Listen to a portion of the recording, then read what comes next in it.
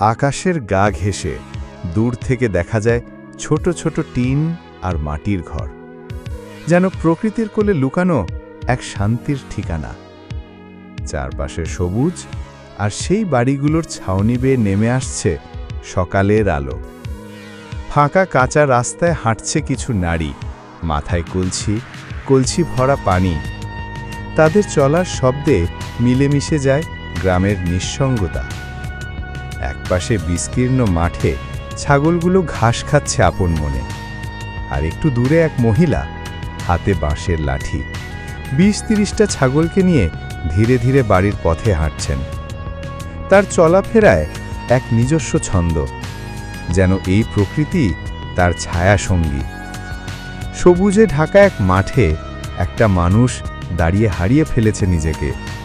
প্রকৃতি তাকে ডেকে বলছে, এটাই জীবনের আসল রূপ।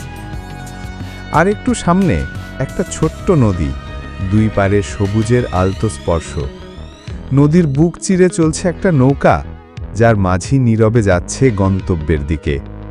না আছে হর্নের শব্দ, না ক্লান্তির কোলাহল, শুধু শান্তি, শুধু গ্রাম, শুধু জীবন। এটাই আমাদের গ্রাম, এটাই আমাদের শিকড়। এখানেই লুকিয়ে আছে জীবনের আসল গল্প।